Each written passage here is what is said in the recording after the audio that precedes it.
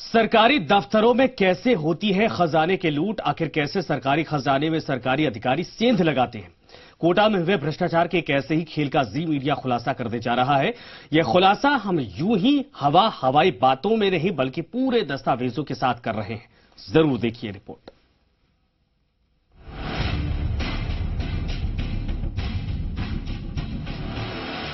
यही वो दस्तावेज हैं जो बताते हैं कि किस तरह यूआईटी के अधिकारी और रजिस्ट्रार कार्यालय के अधिकारियों ने मिलीभगत कर सुनियोजित तरीके से प्रॉपर्टी डीलर को लाभ पहुंचाते हुए 23 करोड़ का भुगतान कर सरकार को करोड़ों रुपए का चूना लगाया और अपनी जेबें गर्म की।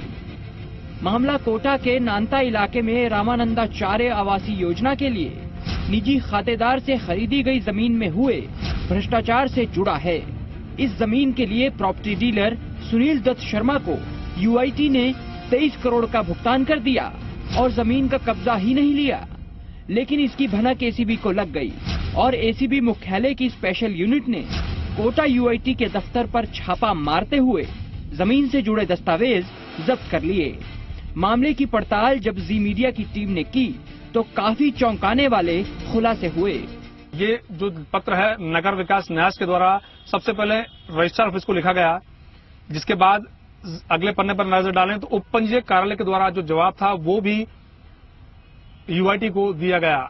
लेकिन इसी बीच इस पूरे कहानी की भनक एसीबी को लग गई और एसीबी ने पूरी फाइल को जब्त कर लिया, जिसके बाद जो पत्र था वो एडिशनल एसपी एसी मुख्यालय से रजिस्ट्रार ऑफिस को भी लिखा गया, जिसके अंदर 7 दिन के अंदर स्पष्टीकरण मांगा गया।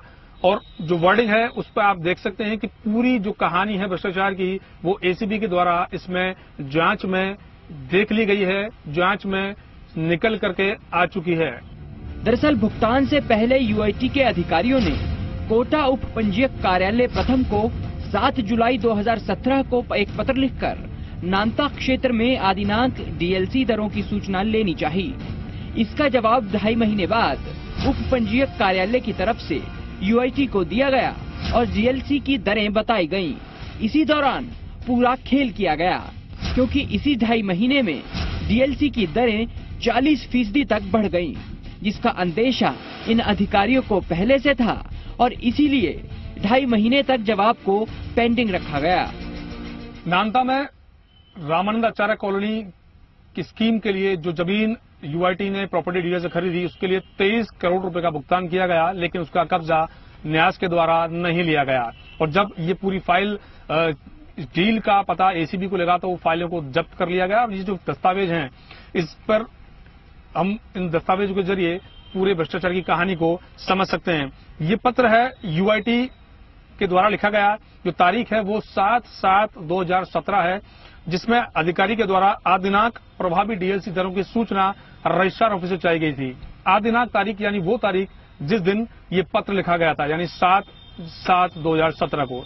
लेकिन इसका जो जवाब था वो उपपंजीयक कार्यालय के द्वारा 2.5 महीने के बाद 11/9/17 को जो जवाब था वो यूआईटी को इसका भेजा गया। लेकिन आपको इसके पीछे की पूरी कहानी बता दें कि 2.5 महीने तक इस पत्र को होल्ड करने की जो वजह थी वो थी डीएलसी की दरें 40% तक बढ़नी थी। वो शायद अधिकारियों को इसकी अंदेशा था, इसकी जानकारी थी और इसीलिए इस पत्र को 2.5 महीने तक होल्ड करा गया। लेकिन इसी बीच जब भनक एसीबी को लगी इस पूरे प्रकरण की तो एसीबी ने पूरी फाइल को जब्त किया और जब्त करने के बाद इस पूरी फाइल की जांच की गई, इस प्रकरण की जांच की गई तो उसमें एसीबी को भारी भ्रष्टाचार की कहानी का पता लगा।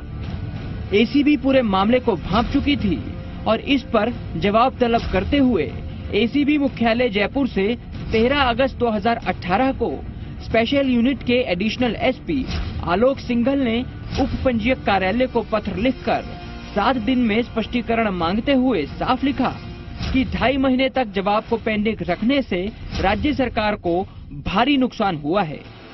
इस कहानी के खुलासे के बाद कोई भी अधिकारी इस कहानी के विषय पर कैमरे को फेस करने के लिए तैयार नहीं है, लेकिन जांच में अब पूरी तरह साफ हो चुका है। तो जो सवाल हैं वो एसीबी की जांच पर भी खड़े हो रहे हैं और खड़ा होना लाजमी है, क्योंकि 6 महीने बीत जाने के बाद जब एसीबी ये आकलन कर चुकी है कि राजस्थान सरकार को करोड़ों रुपए का इस पूरे प्रकरण के अंदर नुकसान हुआ है, तो फिर अभी तक 6 महीने बीत जाने के बाद भी जो दोषी अधिकारी हैं वो एसीबी की गिरफ्त से दूर क्यों हैं? कैमरामैन शक्ति सिंह के साथ के शर्मा, जी मीडिया, कोटा।